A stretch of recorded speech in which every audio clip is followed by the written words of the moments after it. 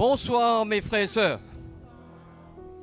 Donc voici, on est là ce soir de nouveau, hein, pour notre deuxième soirée. On croit que hier soir, le Seigneur nous a vraiment encouragés, oui ou non? Donc ce soir, on va encore préparer nos cœurs pour que Dieu puisse encore nous parler, nous faire du bien, parce que je crois que c'est quelque chose de bénéfique pour nous-mêmes, et que vraiment que la parole de Dieu prenne vraiment son ampleur dans nos vies. Amen. Afin qu'on soit des hommes inébranlables et que quelque part, quand Jésus reviendra, il viendra vraiment chercher son église sans tache ni ride, irréprochable. Non? Donc c'est pour cela nous sommes là sous le ministère de la parole pour que Dieu vraiment nous parle encore ce soir. Il y a encore tellement de choses qui est cachées pour un chacun de nous, individuellement. Amen. Donc aussi on accueille les personnes qui nous rejoignent sur YouTube, sur Internet. Donc bienvenue parmi nous ce soir. En ouvrant votre cœur aussi, que le Seigneur puisse vous bénir derrière ce petit écran. Je crois qu'il n'y a rien qui empêche le Seigneur d'agir dans toute la terre entière et surtout les personnes qui nous rejoignent sur ce site. Amen. Donc ce soir on va mettre ce moment devant le Seigneur, on va chercher le Seigneur, disposer nos cœurs afin que Dieu nous parle clairement et nous enrichit. Amen. Levons-nous et mettons nos cœurs devant lui ce soir. Alléluia. Seigneur, merci pour ta grâce. Merci de ce que tu vas faire encore ce soir. Nous sommes là devant toi. Nous réalisons, Seigneur, que nous savons presque rien, bien souvent. On ne comprend pas des choses que tu veux nous communiquer. Mais il y a une grâce sur nos vies parce que c'est toi qui fais, ce n'est pas nous. Pour cela, ce soir, Seigneur, nous voulons vraiment nous disposer. Que tu nous parles à travers le ministère de ta parole. Et que ton Saint-Esprit prend le relais de nos vies, puisse nous éclairer. Nous emmener, Seigneur, dans tes voies afin que nous puissions marcher avec toi. Et continuer cette route que tu as inaugurée pour chacun de nous. Ce soir, merci pour ta présence. Merci pour ton serviteur qui est parmi nous. Seigneur, nous savons qu'il y a des choses cachées que tu as mis dans son cœur. Nous voulons vraiment prendre part à ces choses. Pour cela, ouvre nos cœurs ce soir, ouvre notre esprit, afin que nous puissions être vraiment des hommes, des femmes captifs, afin que nous puissions comprendre quelle est la profondeur que tu veux nous parler ce soir, dans le nom de Jésus. Seigneur, merci de conduire cette soirée, afin que nous puissions vraiment te glorifier et te remercier de tout ce que tu fais pour nous jusqu'à ce jour, Seigneur. À toi seul la gloire. Amen. Allons adorer ce soir. Levons nos mains vers lui. Ma voix s'élève pour te louer. Ma voix s'élève pour t'adorer. Je chanterai ta gloire, ta bonté. Je célébrerai. Venez le célébrer.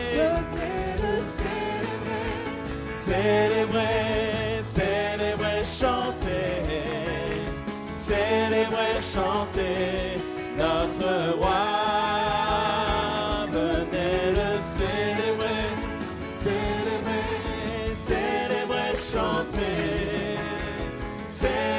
chanter notre roi. Ma voix s'élève pour te louer. Ma voix s'élève pour t'adorer. Alléluia. Ta gloire, ta bonté. Je célébrerai. Ton nom. Venez le célébrer,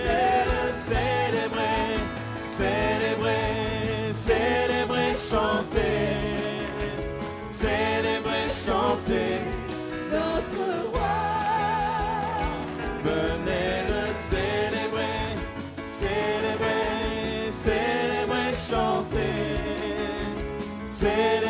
chanter notre roi. Venez le célébrer, son grand amour, venez le chanter. Le Fils de Dieu est venu donner la vie. Nous te fêtons, roi, car tu nous fais partager ta joie. chantons ton honneur. Un chant d'amour, Seigneur. Venez le célébrer, célébrer, célébrer, chanter. Célébrer, chanter notre roi. Venez le célébrer, célébrer, célébrer, chanter. Célébrer, chanter notre roi. Célébrer, chanter notre roi. Célébrer, chanter notre roi. Alléluia. Oui, nous t'acclamons, Seigneur. Oui, Seigneur. La joie du Seigneur sera ma force. Je ne crains rien, je ne chancelle point. Il est mon berger, non, je ne crains rien. La joie du Seigneur est ma force. La joie du Seigneur, la joie du Seigneur, la joie du Seigneur est ma force. La joie du Seigneur, la joie du Seigneur, la joie du Seigneur est ma force. La joie du Seigneur sera ma force. Je me soutiendrai chaque jour. Je suis entouré de grâce et d'amour. La joie du Seigneur, alléluia. La joie du Seigneur, la joie du Seigneur, la joie du Seigneur est ma force. La joie du Seigneur, la joie du Seigneur, la joie du Seigneur est ma force. La joie du Seigneur, la joie du Seigneur sera ma force. Je ne crains rien, je ne chancelle point. Il est mon berger, non, je ne crains rien. La joie du Seigneur est ma force. Oui, Seigneur, la joie du Seigneur, la joie du Seigneur, la joie du Seigneur est ma force. La joie du Seigneur, la joie du Seigneur, la joie du Seigneur. Oui, la joie du Seigneur, la joie du Seigneur, la joie du Seigneur, la joie du Seigneur est ma force. La joie du Seigneur, la joie du Seigneur, la joie du Seigneur est ma force. Oui, sois glorifié, Seigneur, sois glorifié, sois élevé, et dans nos cœurs et par nos vies, sois glorifié, sois glorifié, sois glorifié, sois élevé, et dans nos cœurs et par nos vies, sois glorifié, ô Dieu puissant. Tu es le seul, tu es le seul, Dieu éternel, toi seul est juste et bon.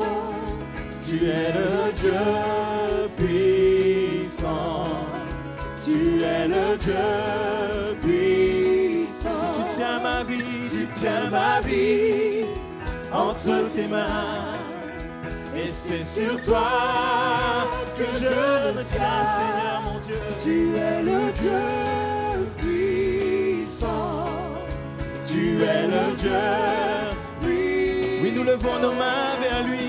Sois glorifié,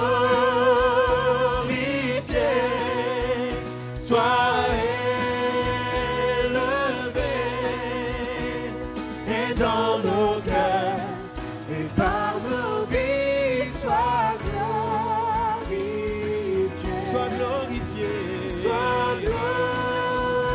glorifié, sois élevé,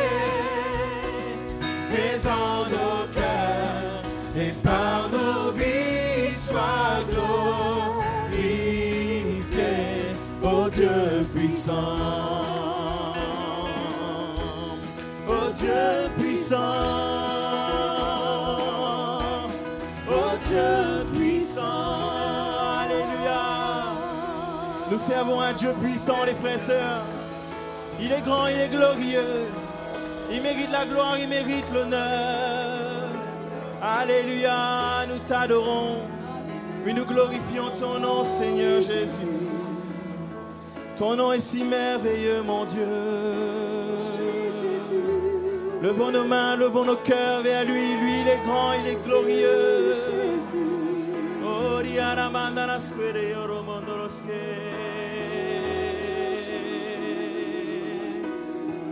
sois glorifié, sois glorifié,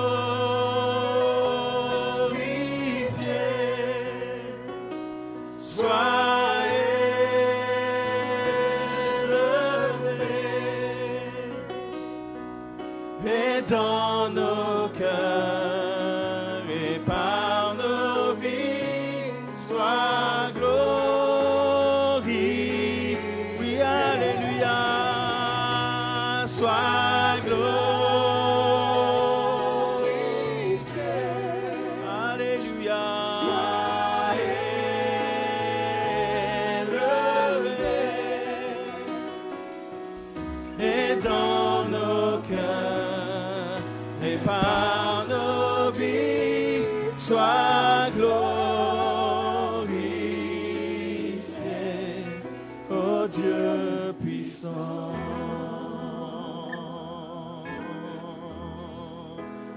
T'adorons, Seigneur. Oui, nous glorifions ton nom. Entends nos cœurs, entends nos cris qui montent vers toi. Nos chants d'adoration, comme un parfum de bonne odeur pour toi, Seigneur. Oui, nous glorifions ton nom. Nous sommes ton peuple, Seigneur, acquis par ton sang, Jésus. Oh, Ramandaraskere, Yoromondoro, Yoro, Manayoro, Romanagara, Yorondraskere, Benabandaraskere, Yoros. Yoromandaraskere, Yoromondoro, Mandara, Yoromondoroskere, Yoromondoro, Mandaraskere, Yoro. Merci, Jésus, merci, Seigneur. Alléluia, Seigneur.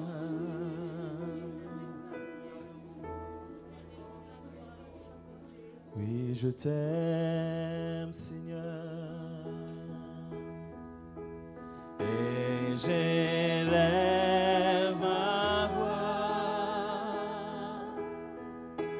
pour t'allouer, oh mon âme t'exalte. Sois, Seigneur, comme un doux parfum, l'amour est le chant de mon cœur, reconnaissant. Oui, nous élevons nos voix, je t'aime, Seigneur, je t'aime, Seigneur. Et j'élève ma voix pour t'allouer,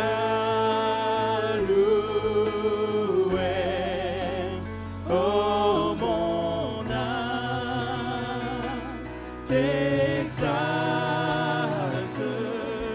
Reçois, Seigneur, comme un doux parfum, l'amour est le chant de mon cœur, reconnaissant. Alléluia, oui, nous t'aimons, Seigneur. Alléluia, je t'aime, Seigneur, et j'élève ma voix pour te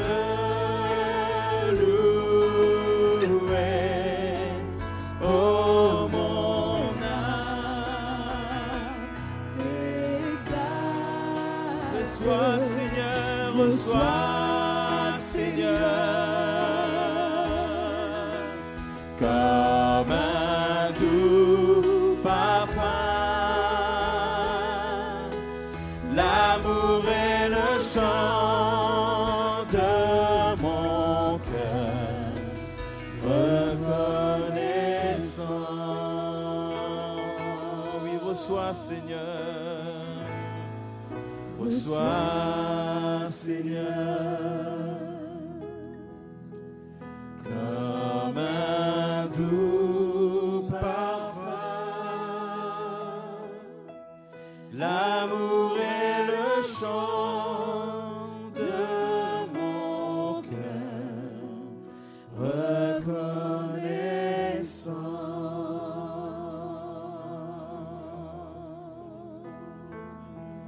Alléluia.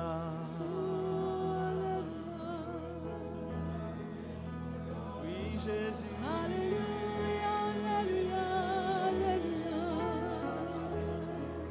Oui, nous t'adorons. Reçois nos louanges,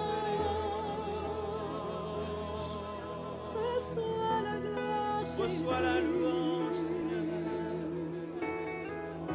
Reçois notre adoration, oh Jésus. Jésus. Exprimons nos cœurs, les frères et sœurs. Donnons-lui la gloire, donnons-lui l'honneur. Ce qu'il y a au plus profond de nos cœurs, faisons-le monter vers lui. Il est le roi des rois, le Seigneur des seigneurs. Et c'est lui que nous accueillons dans ce lieu. Oui, nous t'accueillons, Seigneur. Quel honneur, quel privilège, Seigneur, de t'adorer. Quel honneur de nous tenir dans le lieu saint avec toi, Seigneur. Sans aucune contrainte, Seigneur, sans aucune obligation. Mais nous sommes reconnaissants, Jésus. Alléluia.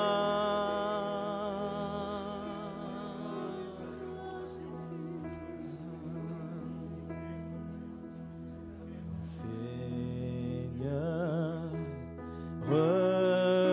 reçois comme une offrande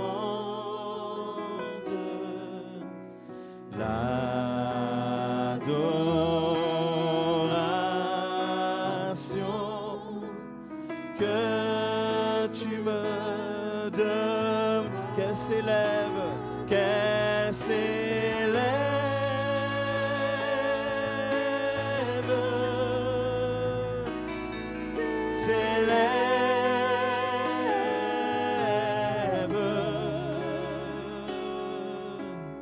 Et réjouisse ton cœur, qu'elle s'élève, Seigneur, qu'elle s'élève.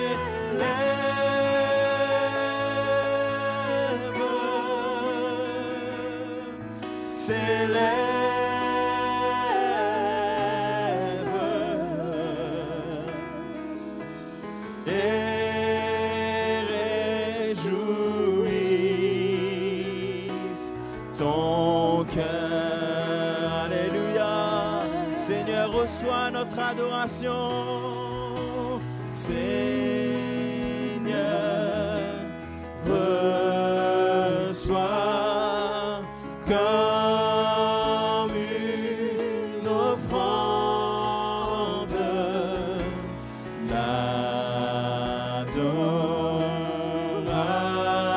l'adoration que tu me demandes, qu'elle s'élève.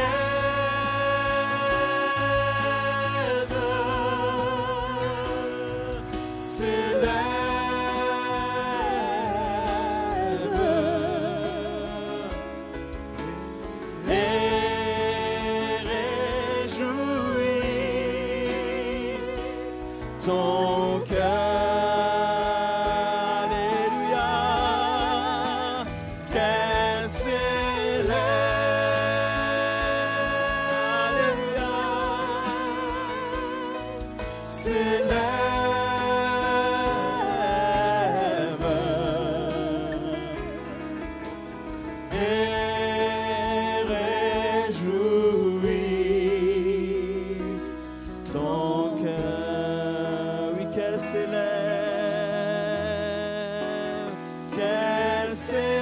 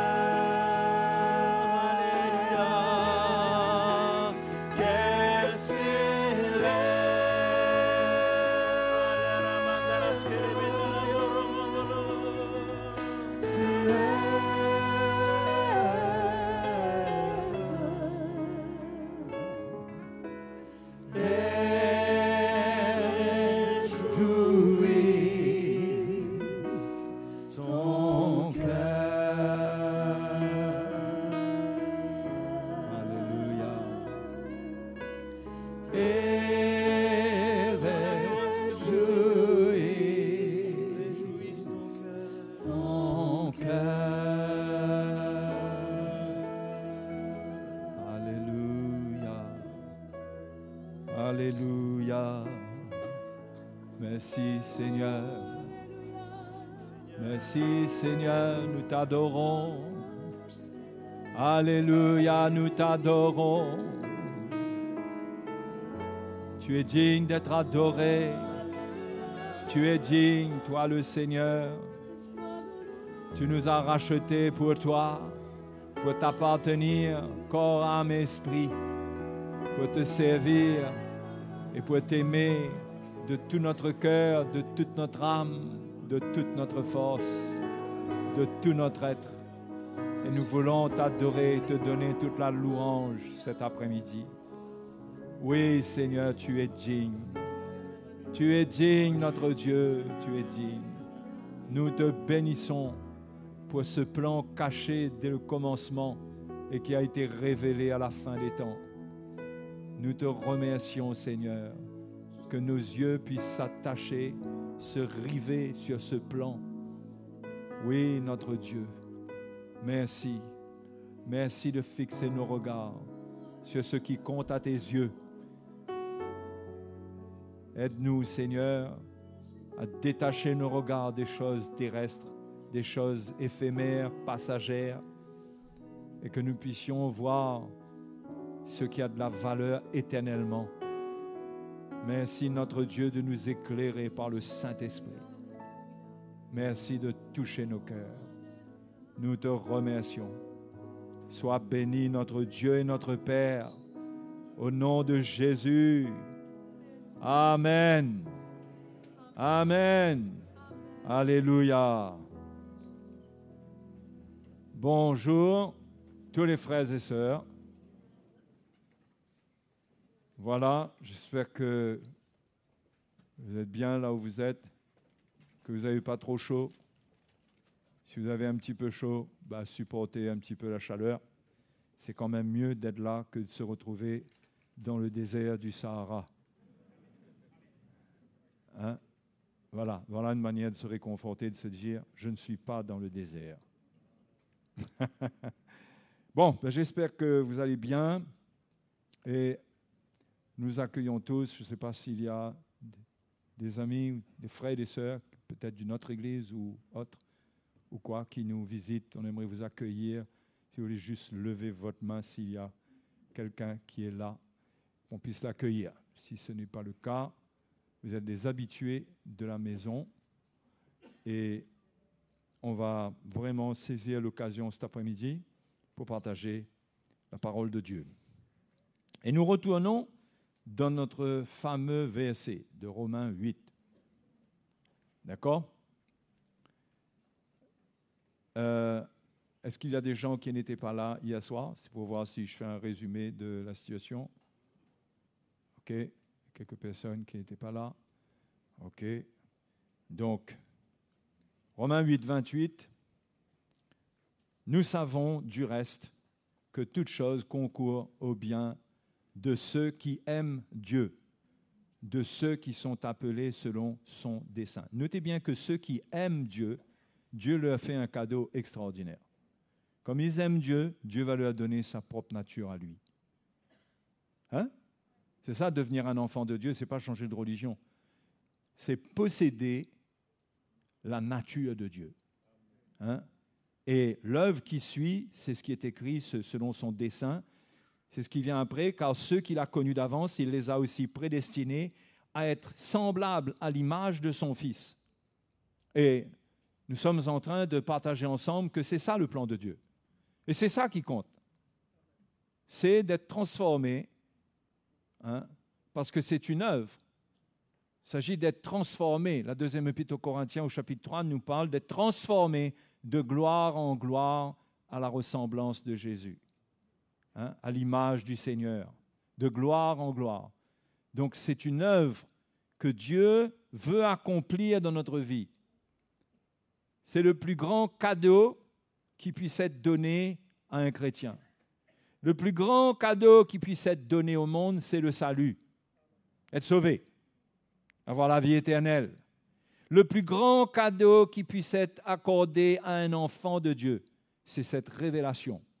Que ce n'est pas juste être sauvé par la grâce comme ça, mais c'est de comprendre ce que Dieu veut nous donner dedans, dans notre salut. Qu'est-ce qu'il y a dedans? Il y a ce plan de Dieu pour nous transformer à l'image de son Fils. Et nous avons été prédestinés à cela. Et c'est ça l'amour de Dieu pour nous, pour son peuple. C'est de nous offrir, c'est de nous faire ce don, d'accomplir cette œuvre, de nous rendre semblables à Jésus. Hein? C'est ça l'œuvre, c'est ça le but de la vie chrétienne. C'est ce que Dieu veut faire. Et c'est pourquoi, quand nous acceptons ce plan, que nous le comprenons, que Dieu nous accorde la révélation de ce plan, et dans ce cas, nous comprenons que nous devons prendre notre croix et nous devons laisser Dieu conduire notre vie. Hein? Que c'est lui qui décide, que nous n'avons plus de plan, nous n'avons pas d'évangile, nous n'avons pas d'autre évangile que l'évangile que lui nous donne. Nous ne pouvons pas concevoir un évangile par nous-mêmes, mais nous devons recevoir l'évangile de Jésus-Christ. L'évangile que Paul a prêché et qui est annoncé aujourd'hui par le ministère apostolique. C'est l'évangile que nous devons recevoir parce que cet évangile vient tout droit du cœur de Dieu. Vient tout droit du cœur de Dieu. Et le chrétien qui ne comprend pas cela, il va s'égarer à un moment ou à un autre. Il va lutter pour entrer dans le royaume de Dieu. Mais si on comprend cela, on va comprendre l'importance du message de la croix pour nous façonner, pour travailler notre vie et surtout pour qu'on reste tranquille même dans les moments difficiles, pour laisser Dieu faire son œuvre. Qu'on reste tranquille, qu'on soit dans la foi. La foi veut dire qu'on lui fait confiance. On n'est pas là pour nous défendre nous-mêmes. C'est pourquoi l'Évangile nous empêche de nous défendre. Non? L'Évangile nous enseigne à ne pas nous défendre, à ne pas rendre coup pour coup. Quelqu'un te frappe sur une joue, tends-lui l'autre. Pourquoi? Parce que c'est Dieu qui fait toutes choses. Dieu nous demande de rester tranquille, de ne pas agir par la chair, mais de le laisser accomplir sa volonté. Et sa volonté, c'est nous transformer à l'image de son Fils. Et le Seigneur nous garantit, au verset 37, il dit, dans toutes ces choses, c'est-à-dire dans toutes les difficultés, tous les chemins par lesquels on va passer, le Seigneur nous donnera la victoire. Quelle victoire? La victoire sur notre chair. La victoire sur le monde, la victoire sur le diable, mais la victoire sur notre chair. Parce que s'il n'y a pas de victoire sur notre nature charnelle, la victoire de la croix, c'est la victoire sur la chair tout d'abord, parce que c'est la chair qui a été crucifiée. Ce n'est pas le diable qui a été crucifié, c'est la chair. Et par elle, tout le reste n'a plus de raison d'être et n'a plus de puissance. Le monde ne peut plus, quand quelqu'un vit cela, Paul dit que c'est par la croix de Christ que le monde est crucifié pour moi, comme je le suis pour le monde. Quand la croix est révélée, elle est puissante dans nos vies, le monde perd son pouvoir, nous perdons tout intérêt pour le monde. Il y a une sanctification, c'est une œuvre de Dieu. Dieu nous met à part, Dieu nous sépare. Donc, tout commence avec la chair. Et la grande victoire, c'est la victoire sur la chair, sur notre nature humaine. Hein? Cette nature qui veut continuer à vivre. Elle veut continuer à vivre. C'est pourquoi le Seigneur nous donne le pouvoir par sa grâce et par la puissance de la croix de faire mourir ses œuvres, de faire mourir toutes ces tendances. Hein? Parce que Dieu veut nous transformer. Quand cette croix agit en nous, l'Esprit de Dieu nous façonne à l'image de Jésus. Et c'est ce que Dieu veut. Donc c'est ça quand Paul dit « dans toutes ces choses, nous sommes plus que vainqueurs ». Ce n'est pas que dans toutes choses, nous voyons la victoire et que Dieu exauce nos prières. Toutes les prières que nous faisons selon la chair, ce n'est pas sûr du tout que Dieu les exauce. Et il y a beaucoup de prières qui sont charnelles, qui ne sont pas en ligne avec l'Évangile, qui ne sont pas en ligne avec la volonté de Dieu. Et un chrétien qui ne comprend pas la croix, où la croix veut le mener, il va être frustré. Parce que s'il vient avec l'esprit du monde, l'esprit de la religion dans l'Église, il s'attend à ce que Dieu, d'une manière absolue, fasse des miracles, fasse des choses pour sa vie, pour son bien-être. Et là, il se trompe. Parce que les promesses de Dieu, premièrement, nous sommes co-héritiers avec Christ. Nous héritons avec Jésus. L'héritage est donné au Fils de Dieu. L'héritage n'est pas donné à Adam, à la nature adamique, est donné au Fils de Dieu, à Jésus. Et nous héritons avec lui. C'est-à-dire quand nous mourons avec lui et que la chair meurt avec lui, nous héritons avec lui. La chair n'hérite pas le royaume de Dieu. Paul l'a déjà dit. La chair n'hérite pas les promesses. Dieu prend soin de nous. Bien sûr, Dieu prend soin de nous. Nous pouvons prier, nous avons un besoin et Dieu peut prendre soin de nous et faire des choses étonnantes pour nous. Mais la priorité, ce n'est pas ça du tout. L'alliance, ce n'est pas ça. Ce n'est pas l'alliance que Dieu a faite avec Israël. À Israël, les promesses terrestres sont accordées. Avec un héritage, avec un pays et tout ça. Mais nous ne sommes pas sous cette alliance-là. C'est pourquoi ceux qui utilisent les versets de l'Ancien Testament pour se les appliquer sous la Nouvelle Alliance, ils font une erreur de doctrine. Parce que la mort de Jésus n'a rien à voir avec l'Ancienne Alliance, avec les anciens sacrifices. La mort de Jésus nous donne quelque chose de céleste. Ne nous promet rien de terrestre, mais nous promet un héritage céleste. Et le grand héritage céleste, c'est hériter Dieu lui-même. Dieu veut être notre héritage, sa vie, son Fils. C'est pourquoi Jésus est venu. Et si nous envisageons la vie chrétienne sous un autre angle, nous pouvons nous égarer. Nous pouvons nous égarer et nous pouvons être frustrés, déçus. C'est pourquoi dans l'Église, on ne peut pas venir dans l'Église avec l'esprit du monde, avec l'esprit de la religion et croire que Dieu va faire nos caprices. Parce que Jésus a dit « Tout ce que vous demanderez en mon nom, je le ferai ». Mais il a parlé dans le cadre de son alliance. Il a parlé dans le cadre de ce qu'il allait faire à la croix pour nous. Il n'a pas parlé qu'un chrétien, quel que soit ce qu'il prie, il a la foi dans le nom de Jésus, il prie, il descend en ville, il n'a pas de voiture, au nom de Jésus, je vais remonter avec une voiture. Non, mais c'est gros ce que je dis. Mais jusqu'où ça va, ça? Quelle est la limite? Mais ce n'est pas ça du tout. L'apôtre Jean dit que si on prie selon sa volonté, nous avons l'assurance qu'il nous écoute. Il faut prier selon sa volonté. Il faut comprendre la volonté de Dieu. Eh bien, la volonté de Dieu, c'est de nous équiper pour que dans cette vie, son œuvre s'accomplisse en nous pour nous faire entrer dans le royaume de Dieu. Et que nous puissions parvenir, nous puissions finir la course, c'est-à-dire que l'œuvre que Dieu aura accomplie en nous, a déterminé pour notre vie, que cette œuvre se fasse. Que cette œuvre s'accomplisse. Et la vie chrétienne, c'est ça. C'est ça le but de la vie chrétienne. Mes frères et mes sœurs, si un chrétien a un autre but, il s'égare. C'est le premier but avant même de faire quelque chose. Ça passe avant même son service. Parce que faire des choses pour Dieu, il y a beaucoup de gens qui font des choses pour Dieu.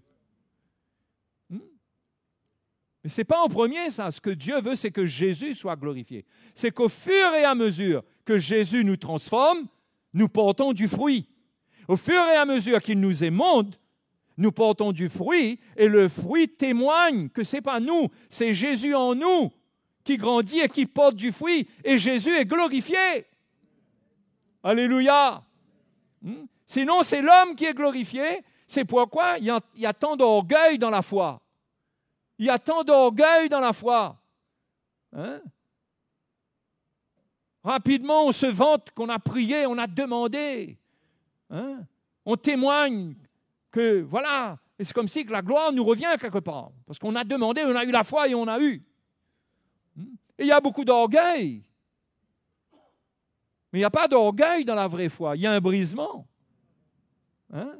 Dieu fait, Dieu accomplit, c'est son œuvre. Et nous sommes dans la foi. Nous sommes dans la foi. Nous nous attendons au Seigneur et nous prenons notre croix pour supporter, pour ne pas répondre, pour ne pas agir. Pour ne pas agir par le mal, vous comprenez? Par le mal. En faisant du bien, on peut agir, bien sûr. Paul enseigne ça dans Romains 12, à la fin du chapitre 12. Comment on ne doit pas se laisser vaincre par le mal, mais faire le bien, surmonter le mal en faisant ce qui est bien. D'accord? Mais on ne laisse pas la chair manifester sa justice. On ne la laisse pas prendre le dessus. Parce qu'on ne veut pas qu'elle règne. Jésus a mis un terme à sa vie sur la croix. Maintenant, c'est Jésus qui doit vivre en nous. C'est ce que Paul dit, ce n'est plus moi qui vis, c'est Christ qui vit en moi. Ça doit devenir une réalité. OK? Donc, ça, c'est l'amour de Dieu pour nous. C'est pourquoi dans Romains chapitre 8 et le premier verset du chapitre 8, moi, je pourrais faire des séminaires toute l'année sur l'Épître aux Romains. Toute l'année. Et si vous n'aimez pas trop l'Épître aux Romains, vous aurez un problème avec moi.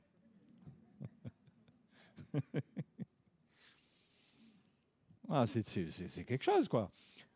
Au chapitre 8, Paul dit « Il n'y a donc maintenant aucune condamnation pour ceux qui sont en Jésus-Christ. » Dieu a enlevé la condamnation par la mort de Jésus sur la croix. Nous qui croyons, Dieu enlève la condamnation parce que dans un esprit de condamnation, on ne peut pas expérimenter cette œuvre. Il y a du trouble. On ne peut pas être dans la paix avec la loi. Parce qu'on va questionner beaucoup de choses, on va se demander, on aura beaucoup de pourquoi et beaucoup de comment. Beaucoup de pourquoi et beaucoup de comment. Dans les situations qui vont venir. Mais le Seigneur a enlevé cette condamnation. Et en plus, même la loi même, l'esprit de la loi, le Seigneur l'enlève pour qu'il n'y ait plus de condamnation, parce que la loi amène la condamnation. Donc, c'est l'œuvre de Dieu pour que nous soyons en paix avec Dieu, soyons en paix avec lui, et qu'on sache qu'il est en paix avec nous. Aussi longtemps que nous ne nous accordons pas avec le péché et l'iniquité, et que nous nous repentons, nous pouvons être en paix avec Dieu, vivre dans la paix et nous attendre à l'œuvre de Dieu pour notre vie. Cette œuvre prédestinée à ressembler à Jésus. C'est ça l'œuvre de Dieu. Donc on a besoin d'être en paix. Donc Paul dit, il n'y a aucune condamnation pour ceux qui sont en Jésus-Christ. Tout le chapitre 7, il parle de la loi et il montre comment la loi n'est pas une solution. Comment la loi, bien qu'elle soit sainte, juste et tout, mais elle n'est pas la solution. Parce que la loi, finalement, à cause de la faiblesse de la chair, produit le contraire de l'œuvre de Dieu. Et la loi, justement, a été donnée pour ça, pour montrer la nature du péché dans l'homme, pour exposer cela. Donc, la loi ne peut pas faire que le péché se manifeste et en même temps enlever le péché. La loi avait ce ministère d'amener la connaissance du péché. C'est pourquoi tout le chapitre 7, vous savez, l'Épître aux Romains est bien calé, bien cadré. Hein? Et même les chapitres ont bien été donnés, bien attribués. Hein? Au début, 1, 2, Paul parle de la condamnation de l'humanité tout entière, et les Juifs compris. Et au chapitre 3, 4, il parle de la foi. Comment maintenant, c'est pas par la loi, c'est par la foi qu'on s'approche de Dieu. Hein? Il donne l'exemple d'Abraham. Au chapitre 5, il parle de la grâce. Si vous allez lire le chapitre 5, c'est le grand réservoir. Il monte un grand réservoir, c'est le réservoir de la grâce de Dieu, qui doit couler sur l'humanité pour tous ceux qui croient. Au chapitre 6, il montre comment on est pleinement introduit dans la grâce par notre baptême. Hein? Le baptême, c'est un peu le robinet qui fait couler la grâce avec abondance. On prend notre baptême parce qu'on croit dans le plan que Dieu a pour nous et on croit que c'est la grâce qui doit venir pour nous amener là-dedans. Donc, on donne notre vie dans les eaux du baptême, ce qui représente notre mort à nous-mêmes, la mort de notre vie sur la terre, la fin de notre vie sur la terre. Quand quelqu'un prend son baptême, ça veut dire ma vie sur la terre est terminée, ma vie pour moi, ma vie terrestre. Maintenant, je vis pour Dieu. C'est ça le sens du baptême. Donc, tout le chapitre 6 parle de se donner du baptême et de l'identification. Et au chapitre 7, Paul raconte comment la loi, c'est un obstacle majeur à l'œuvre de Dieu. D'accord ? Parce que la loi produit le contraire de l'œuvre de Dieu. L'histoire même du peuple d'Israël raconte cela. Israël s'est rebellé, Israël a mal fini. OK ? Et c'est pourquoi au chapitre 8, il dit « Il n'y a donc maintenant aucune condamnation pour ceux qui sont en Jésus-Christ. » Jésus est venu, il est mort pour nous. Maintenant, c'est fini ça, toute cette histoire ancienne de la loi, de l'échec d'un peuple, c'est fini. Nous, qu'est-ce que Romains 8, 37 dit? Vous ne connaissez pas les références. Nous sommes plus que vainqueurs dans toutes ces choses. Nous sommes plus que vainqueurs. Nous ne sommes pas seulement vainqueurs, nous sommes plus que vainqueurs. Vous croyez que vous étiez vainqueur? Vous êtes plus que vainqueur en Jésus-Christ. Et votre victoire, ce n'est pas la solution là. Ce n'est pas que tout va bien pour vous là, naturellement. Au contraire, parfois, quand ça va mal pour vous naturellement, dans l'esprit, ça va bien. Parce que Dieu est à l'œuvre. Dieu agit dans votre cœur, il agit dans votre vie. OK? Donc, Romains chapitre 8, verset 1 nous le dit. Il n'y a maintenant aucune condamnation. Verset 2, en effet, la loi de l'esprit de vie en Jésus-Christ m'a affranchi de la loi du péché et de la mort. Parce que Jésus est venu mourir pour nos péchés. Maintenant, Dieu nous donne la loi de l'esprit de vie. Il met en nous un esprit de vie. Pas une loi qui nous demande de faire des choses sans la loi de l'esprit, sans l'esprit, où là nous serions incapables de faire quoi que ce soit. Il a enlevé la loi qui condamne et il nous donne la loi de l'esprit de vie, qui nous affranchit de la loi du péché et de la mort. Car chose impossible à la loi, parce que la chair la rendait sans force, Dieu a condamné le péché dans la chair. Voilà l'œuvre de la croix. Fini avec le péché. Vous réalisez que le péché, le cas du péché a déjà été traité. Hein? Ça ne se traite pas aujourd'hui. Ça ne se traite pas aujourd'hui. Votre repentance vous fait bénéficier de ce qui s'est passé avec le péché. Mais Dieu n'élabore pas quelque chose de nouveau pour le péché. Ça existe déjà. C'est pourquoi une simple repentance faite de tout cœur peut nous redonner le départ, peut nous faire reprendre la route. Il n'y a pas besoin d'un nouveau sacrifice, attendre un nouveau sacrifice pour que ça se passe. Non, la foi, n'oubliez pas, c'est la foi, on croit.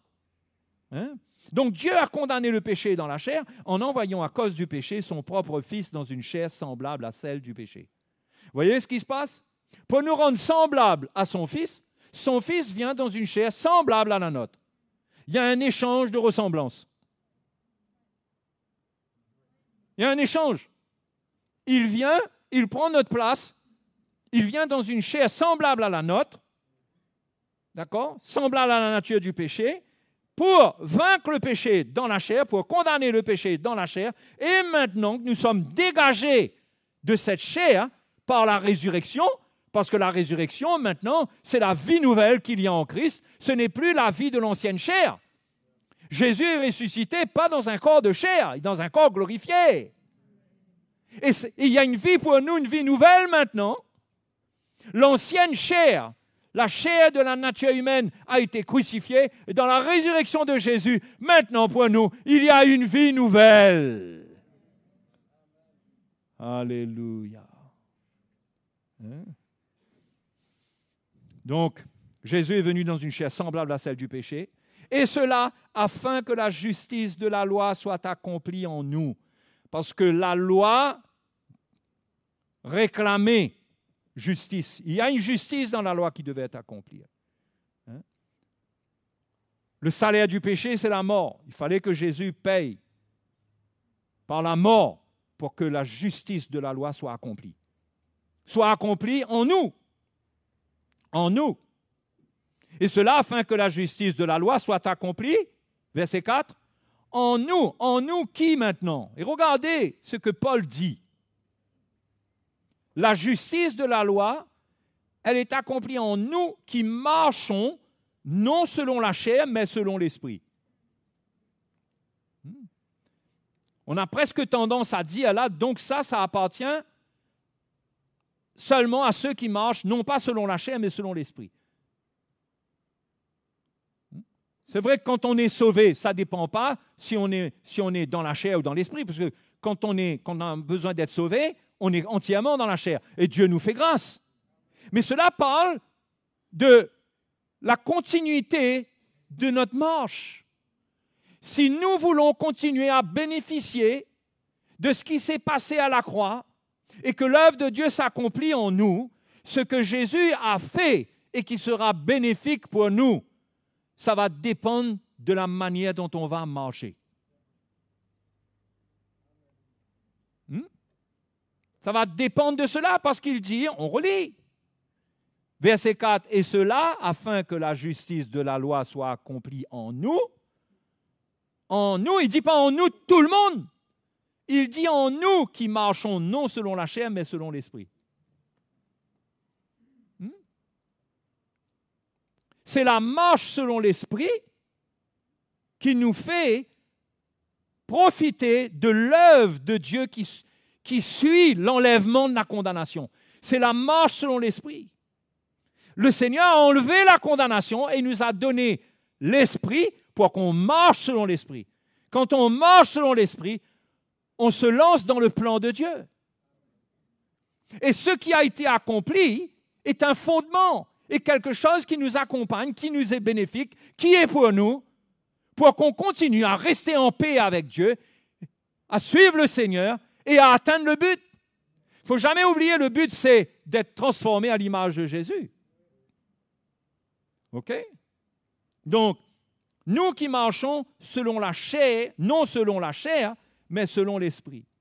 Ceux en effet, verset 5, ceux en effet qui vivent selon la chair s'affectionnent aux choses de la chair, tandis que ceux qui vivent selon l'esprit s'affectionnent aux choses de l'esprit. Et l'affection de la chair, c'est quoi? C'est la mort. C'est-à-dire, c'est la vie qu'on avait avant. La vie qu'on était avant, Paul dit dans Éphésiens chapitre 2, vous étiez morts par vos offenses. Donc, si quelqu'un ne comprend pas qu'il a été baptisé, qu'il a cru, qu'il a eu la grâce, qu'il a pris son baptême et qu'il ne veut pas de la loi, il comprend que la loi ne peut pas l'aider dans ce plan. La condamnation est enlevée. Maintenant, s'il comprend où Dieu l'amène, il doit comprendre qu'il ne doit pas vivre selon la chair maintenant. Quand il prend son baptême, c'est pour mettre un terme à la vie charnelle. C'est quoi la vie de la chair? La vie de la chair, c'est la vie de l'ancien Adam. C'est Adam. C'est ce qui nous a été donné en Adam. C'était ce qui faisait notre raison de vivre avant d'être convertis. C'est ça la vie, vivre selon la chair. C'est vivre selon la nature de l'espèce humaine, je dirais. Hein? c'est continuer à vivre. Mais si on recommence à vivre comme Adam a vécu, qu'est-ce qui se passera? On produira la même chose, la mort. Parce que la vie de la chair emmène le péché amène la mort. Romains chapitre 6, verset 23 nous dit bien, le salaire du péché, c'est la mort. C'est pourquoi nous devons non pas nous affectionner des choses de la chair, mais des choses de l'esprit. Donc, il y a beaucoup d'appelés, il y a tous les chrétiens qui disent oui à l'évangile, oui, merci Seigneur. Mais il y a ceux qui, une fois qu'ils ont répondu à cet appel, ils sont devant un défi. Qu'est-ce qu'ils vont faire de leur vie maintenant? Est-ce qu'ils vont vivre selon la chair ou est-ce qu'ils vont vivre selon l'esprit? S'affectionner, le mot grec parle de mettre sa pensée, ça parle de la pensée, ça parle des objectifs, ça parle des buts de notre vie. Le but d'un chrétien ne peut pas être le but de l'homme charnel, de l'homme adamique. L'homme adamique qui est d'Adam, si on vit selon la chair, on va vivre comme lui, c'est-à-dire on aura des objectifs terrestres. Pour nous, notre vie, c'est la terre. C'est pourquoi ceux qui vivent selon la chair, ils cherchent Dieu selon la chair. Ils cherchent Dieu pour leur chair. Ils veulent de Dieu pour que Dieu, ils veulent seulement de Dieu que Dieu leur donne une bonne vie ou une vie qui soit correcte. Ils vivent selon la chair parce que c'est comme ça que l'être humain vit. L'être humain cherche la sécurité. L'être humain cherche son bien-être. Ça, c'est la vie selon la chair. C'est la conception de vie selon la chair. Mais celui qui vit, celui qui est né de nouveau, qui a donné sa vie au Seigneur et qui est enseigné concernant le plan de Dieu pour lui, il a son regard posé ailleurs que sur la terre. Colossiens chapitre 3 nous dit « Attachez-vous aux choses d'en haut et non à celles qui sont sur la terre. » Donc un chrétien, lui, s'il s'affectionne aux choses de la chair, Paul dit c'est la mort. C'est la mort, c'est-à-dire il va dépérir. Il va dépérir. Il va être privé de l'œuvre de Dieu, de cette œuvre. Il va être privé de cette transformation. Celui qui vit selon la chair, il est privé de la transformation. Il est privé du ministère du Saint-Esprit pour le changer. Il en est privé. Il est né de nouveau, mais il en est privé. Et quand il est privé, il se retrouve comme nu dans le jardin d'Éden. Il se retrouve comme livré, comme découvert. Et il sent la mort et il craint la mort. Il n'a plus d'assurance. Mais celui qui prend sa croix, il s'affectionne aux choses de l'esprit, c'est-à-dire les choses de l'esprit, c'est tout le plan qui existe pour l'amener dans cette transformation pour atteindre l'objectif de Dieu, le plan de Dieu, c'est-à-dire ressembler à Jésus. Et les choses de l'esprit, c'est tout ce que Dieu a en réserve pour l'équiper, pour le transformer. Ce sont tous les outils de Dieu pour l'amener dans ce plan pour qu'il soit changé.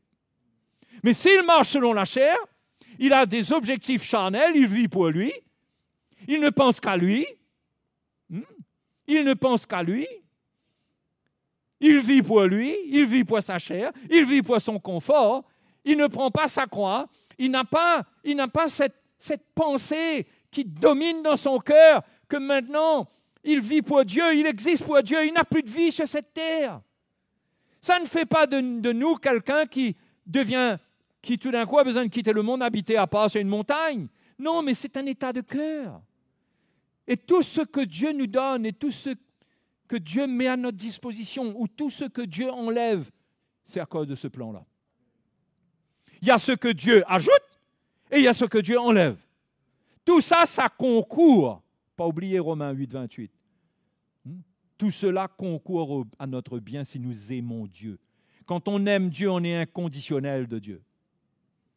On ne marche pas avec Dieu à condition que, non, on lui fait confiance. Il a déjà prouvé son amour, ce que Jésus a donné sa vie. On a une foi totale à cause du don parfait qui a été fait pour nous. Maintenant, on croit en lui, on ne peut pas douter. Comment ne nous donnera-t-il pas toutes choses avec lui? Donc, s'affectionner des choses de l'esprit, c'est chercher les choses d'en haut, c'est chercher les lumières, la parole de Dieu, la révélation, ce qui doit être révélé pour que j'arrive à vivre ce plan. Et il n'y a pas de favoritisme. Tous ceux qui aiment Dieu sont appelés à vivre cela, à recevoir cela. Mais le point là où il faut payer un prix, c'est qu'il faut renoncer à vivre selon la chair. Si on vit selon la chair, c'est la mort. Mais si on vit selon l'esprit, c'est-à-dire selon ce plan. Parce que l'Esprit de Dieu est venu pour nous amener dans ce plan. Donc on vit selon le Saint-Esprit qui nous fera entrer dans ce plan. Est-ce que vous comprenez? Si on vit selon la chair, on ne va pas suivre le Saint-Esprit dans le chemin qu'il trace pour nous changer. Et il y a beaucoup de choses qu'on ne va pas accepter. Parce que quand on vit selon la chair, on ne va pas accepter que Dieu enlève quoi que ce soit dans notre vie. On va dire ça c'est du diable, ça c'est pas possible. Alors que Dieu, lui, il peut enlever. Et il le fait. Il enlève des obstacles, il enlève des choses, il enlève des choses qui sont un obstacle, qui nous empêchent de grandir. Et il nous donne des choses que parfois nous ne voulons pas aussi.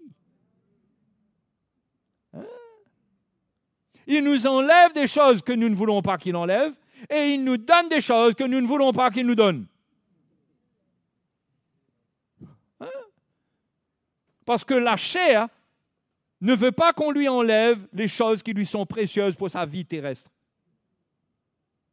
Il ne faut pas lui parler de disette, de manquement, de persécution, de souffrance. Non, la chair, elle n'est pas là pour ça. Elle est là pour profiter de la vie. D'accord? Et la chair n'accepte pas les dons de Dieu en vue de sa mort, en vue d'être transformée. La chair n'accepte pas. C'est pourquoi les chrétiens luttent dans les relations fraternelles. Il y a des chrétiens qui luttent avec leur berger. Ils auraient aimé avoir un autre berger. Ou sinon, un chrétien, il peut être dans une région, il dit « Ah, dommage, c'est ce frère-là, mon berger. J'aurais tellement aimé que c'est l'autre frère. » Ou si quelqu'un prend soin de moi, on a du mal parce que les dons de Dieu sont des dons pour confronter la chair. Sont des dons non pas pour caresser la chair, mais pour parler dans la vérité. Et mes frères et mes sœurs, Dieu sait exactement ce qu'il fait. Il n'y a pas d'erreur. Et la rébellion amène un chrétien à croire qu'il y a une erreur. Parce qu'il n'accepte pas, parce que pour lui, la manière dont il juge, s'il juge selon la chair, ah ben oui, ça ne va pas avec ce que moi je vois, la manière dont moi je vois les choses, ça ne me convient pas ça. Comment toi tu veux venir prendre soin de moi ou me rendre visite? Qui es-tu toi? Vous voyez comment l'orgueil de la chair est confronté? Et comment Dieu peut nous mettre en relation et dans des relations spirituelles avec des gens que nous n'aimons pas toujours selon la chair, mais qui sont des bénédictions spirituelles pour nous. Qui sont des bénédictions spirituelles pour nous. Mais la chair refuse ça, notre nature humaine. Mais si on voit le plan et on comprend les choses de l'esprit, on doit s'affectionner des choses de l'esprit. C'est-à-dire, on doit avoir pour objectif d'atteindre ce but par le Saint-Esprit. C'est par le Saint-Esprit, ce n'est pas par nous-mêmes. Et on doit se soumettre à ce que l'Esprit de Dieu permet, révèle dans notre vie. On doit se soumettre. On doit avoir une attitude humble. Et quand on le fait, Dieu accomplit son œuvre. Pourquoi? On ne peut pas, avec l'œuvre de l'Esprit, raisonner avec notre intelligence. On ne peut pas. Parce que notre intelligence ne peut pas comprendre pourquoi Dieu a décidé quelque chose. Dieu seul sait.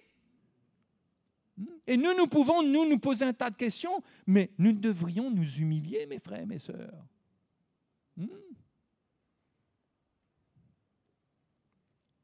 Si vous êtes marié, vous avez un conjoint, il est ce qu'il est, elle est ce qu'elle est, eh ben, peut-être il serait temps pour vous de comprendre qu'il faut accepter l'œuvre du Seigneur. Il faut accepter ce que l'autre est, pas essayer de le changer ou de la changer, mais de comprendre la place de l'autre pour ta vie. Ce n'est pas un hasard, c'est là. Et c'est là, et on ne se pose même pas la question, oui, mais j'aurais dû, j'aurais pas dû. Non, même pas. Quand c'est là, Dieu a le pouvoir et la puissance d'utiliser cela pour ton bien. Comprends ça, là? Hein? On ne raisonne pas, oui, mais j'aurais dû, j'aurais pas dû, eh ben, allez, puisque je sens que ce n'était pas le plan, allez, un deuxième plan. Non, non, non, non. Si c'est là, Dieu va utiliser ça pour travailler ta vie. Vous savez, frères et sœurs, si on comprend ces choses, ça met un terme à beaucoup de conflits, à beaucoup de luttes qu'on a. Vous savez, il y a une partie de la lutte, c'est normal, la lutte de la chair quelque part, qui ne se soumet pas. C'est normal qu'on ressente cela. Un chrétien spirituel, ce n'est pas quelqu'un qui n'a plus de chair, et pour lui, il accepte tout. C'est facile. Ah, je suis devenu spirituel. On ne sera jamais spirituel au point qu'on n'a plus de chair. Mais on sera assez spirituel pour comprendre que la chair est là. Et pour savoir qu'est-ce qu'il faut faire avec elle. C'est pourquoi celui qui va être spirituel, Dieu lui donne la croix. Dieu lui donne la croix. Il doit prendre sa croix. Être spirituel, c'est savoir utiliser la croix. C'est-à-dire la prendre pour s'humilier, pour s'ouvrir, pour accepter, pour supporter. La croix ne nous fait pas fuir. Elle nous fait faire face. Hein? Elle nous fait faire face. Et Dieu accomplit son œuvre en nous. Si tout le monde comprend ça, où sont les conflits entre nous là? C'est pas qu'il n'y a rien, il n'y aura plus rien à arriver. Non, ça va arriver même. Mais là, quand on a compris ça, on comprend notre attitude maintenant. Et on arrête de pointer le doigt vers l'autre. On se regarde soi-même. Et il y a beaucoup de choses qui arrivent qui ont tendance à nous faire pointer le doigt, mais on renonce à pointer le doigt. On prend notre croix et on fait mourir ce doigt-là. Comprends? Le chrétien qui se fortifie dans le Seigneur, c'est le chrétien qui se fortifie dans l'esprit, qui se fortifie dans cette révélation, pour prendre sa croix, pour faire mourir sa chair. Pas pour faire mourir la chair de l'autre. Oh! Quand on est légaliste, on veut faire mourir la chair de l'autre. C'est pourquoi on juge l'autre. Il est ceci, il est cela, il n'aurait pas dû dire ceci, il n'aurait pas dû me faire cela. OK, mais les gens spirituels qui aident, qui ont compris les choses de l'esprit, doivent ramener les choses de l'esprit devant toi pour te faire comprendre que tu dois réellement prendre ta croix là-dedans, que tu as une souffrance et que c'est normal et que tu ne dois pas te rebeller dans la souffrance. Et tu ne dois pas te désirer et te plaindre de l'autre et presque désirer faire mourir l'autre, parce que ça peut même arriver jusque-là. Souhaiter qu'il parte, souhaiter qu'elle parte, souhaiter qu'on en finisse là même, c'est presque comme de la mort, ça. Mais ce que Dieu décide pour nos vies, il faut s'humilier, il faut accepter. Quand Dieu nous met ensemble, nous sommes tous faits de chair.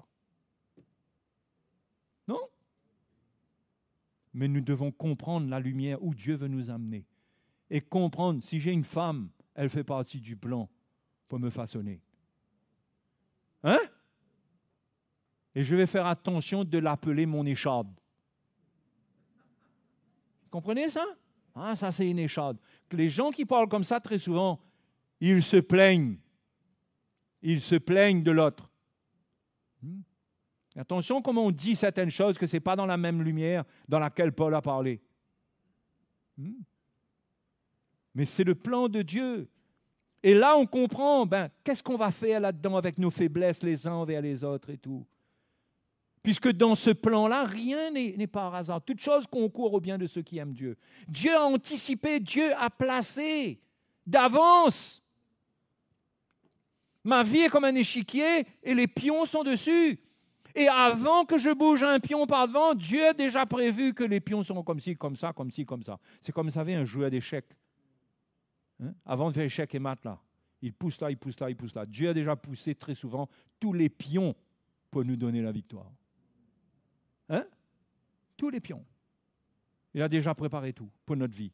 Mais quand on gâte notre cœur, quand on ne se soumet pas, hein, quand on est aveuglé par l'amertume ou par le jugement et qu'on n'accepte pas qu'il s'agit de nous, que Dieu veut traiter ma vie, on déconnecte de l'esprit. On ne voit plus les éléments de Dieu qui sont là pour moi. Là. Tout d'un coup, ils deviennent des problèmes. Hein? Enfin, je ne vois pas vos expressions. Donc, je suis obligé de deviner. J'essaye d'être positif. Je crois que vous réagissez bien là. Hein? Mes frères et mes sœurs, quand on commence à mal réagir envers un, d'accord? Envers un. Ça peut commencer dans notre foyer. Moi, je prends toujours l'exemple du conjoint. On commence à mal réagir, à mal voir. Après, vient l'autre qui nous aide, qui veut nous aider à voir que notre manière de voir là, ça, c'est pas bon. Il faut que ça change. Qu'est-ce qui se passe là? Si on ne se soumet pas, si on ne comprend pas ce que Dieu veut, on gâte notre cœur envers l'autre aussi. Quand on gâte notre cœur envers l'autre, là, on gâte notre cœur avec tous ceux qui sont attachés avec cet autre-là. On dit, ça, toute la bande là, c'est pareil, ça.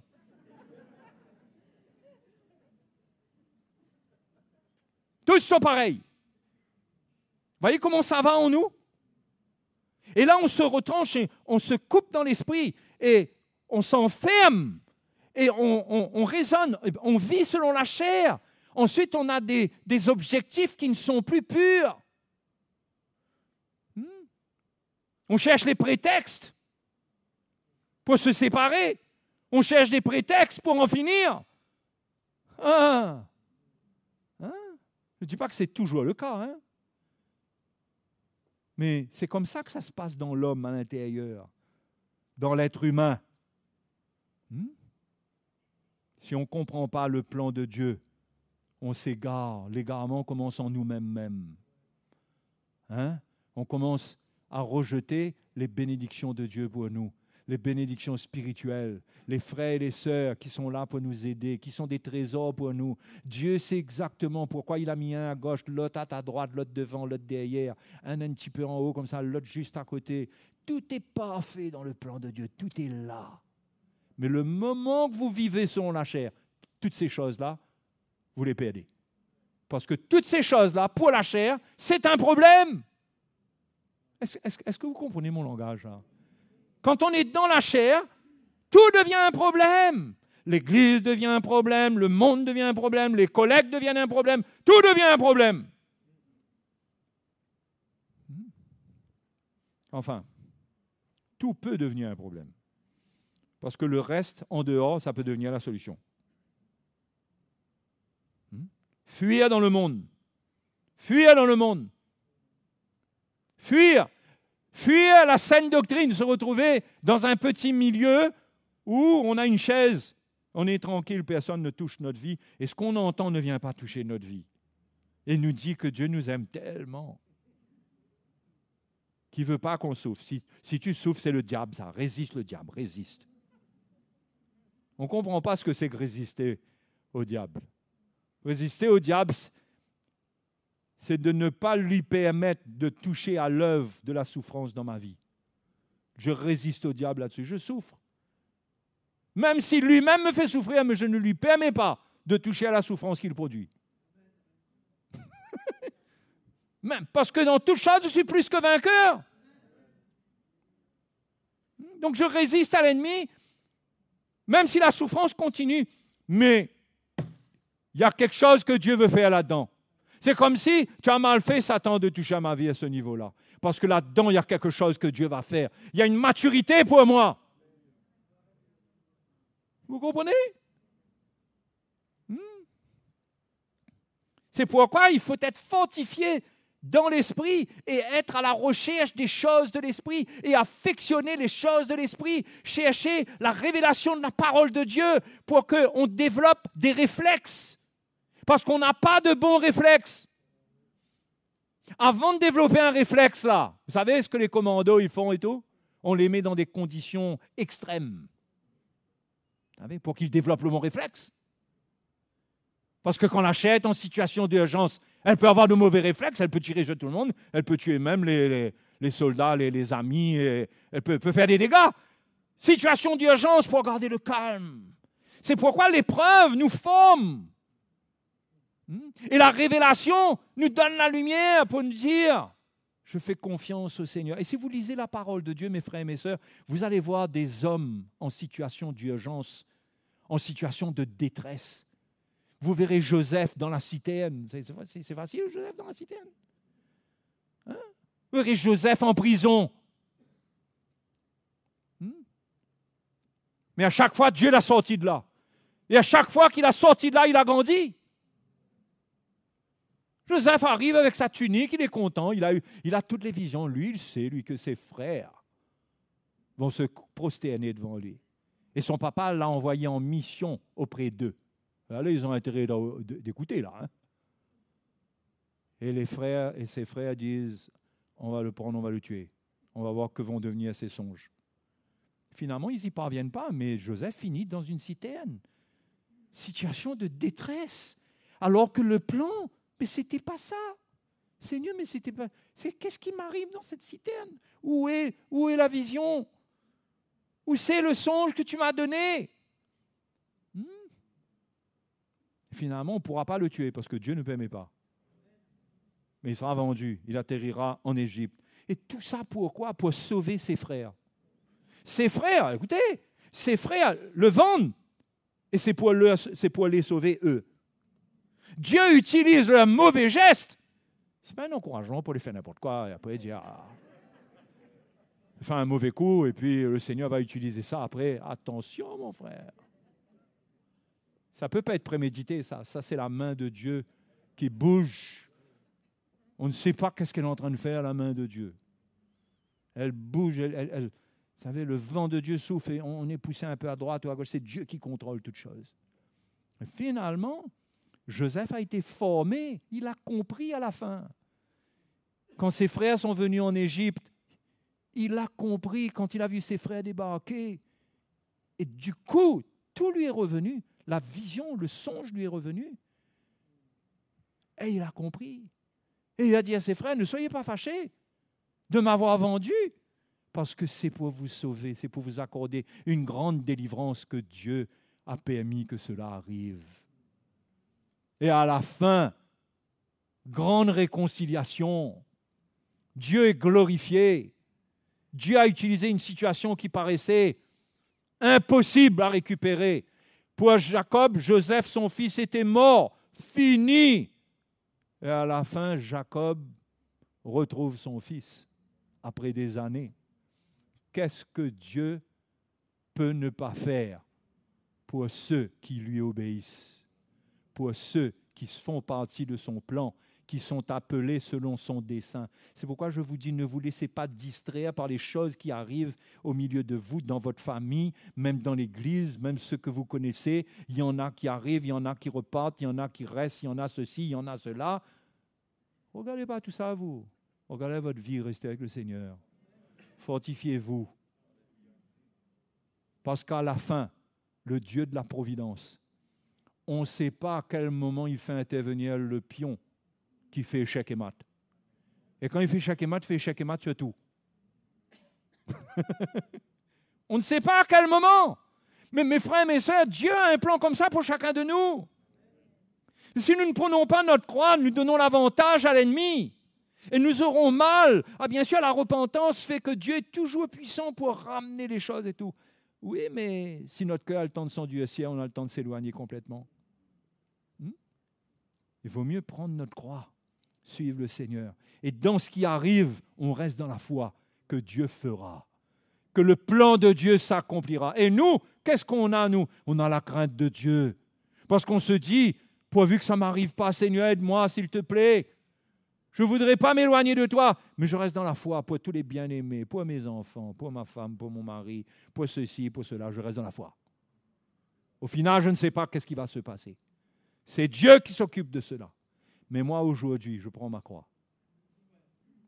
Parce qu'un homme ne peut pas visionner sa vie depuis le moment où il y a une circonstance jusqu'à la fin. Il ne sait pas. Heureusement qu'il ne sait pas.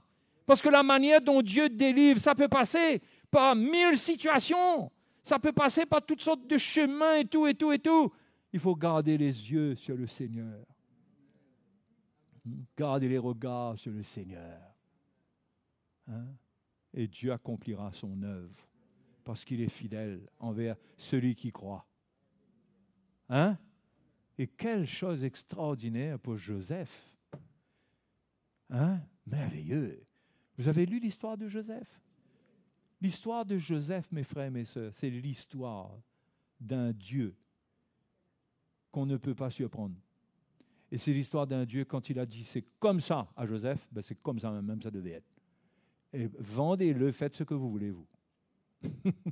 Vendez Joseph, traitez-le comme vous voulez. Mais mon plan, c'est mon plan. Comprends? Et pendant ce temps, dans son chemin, Joseph a résisté à la femme de Potiphar.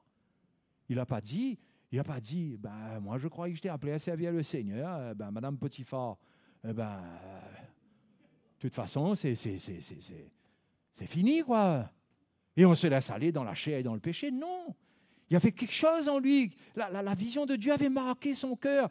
Et il se gardait pur. Il restait intègre. Il a dit à cette femme, il a dit, mais comment pécherai-je contre ton mari, contre cet homme qui m'a tout donné dans sa maison, excepté toi? Comment est-ce que j'offenserai Dieu? Comment est-ce que je pourrais me comporter comme ça? Il y avait quelque chose en lui de Dieu qui faisait qu'il résistait au mal.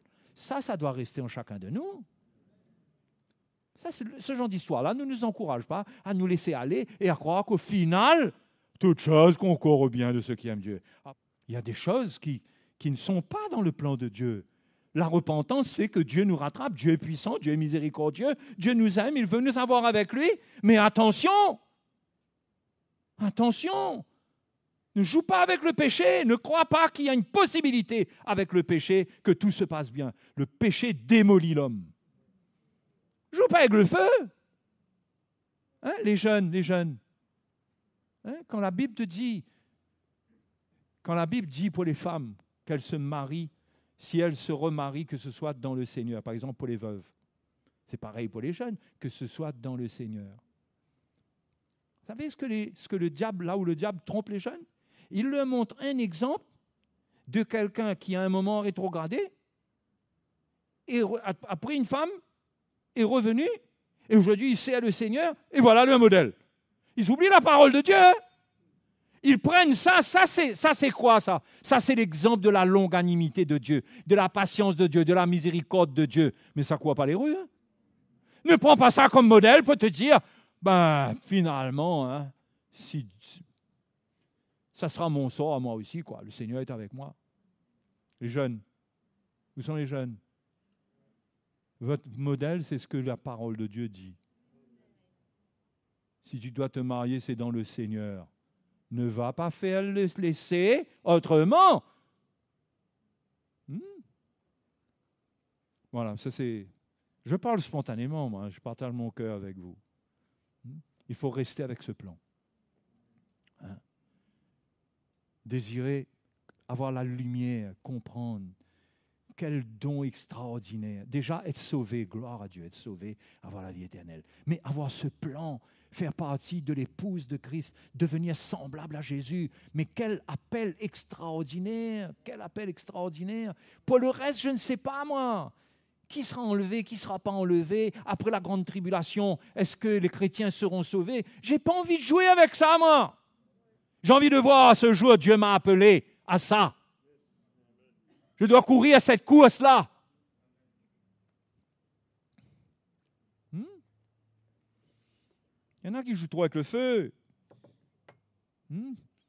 Se disent qu'ils peuvent faire un petit peu n'importe quoi, il y aura une chance.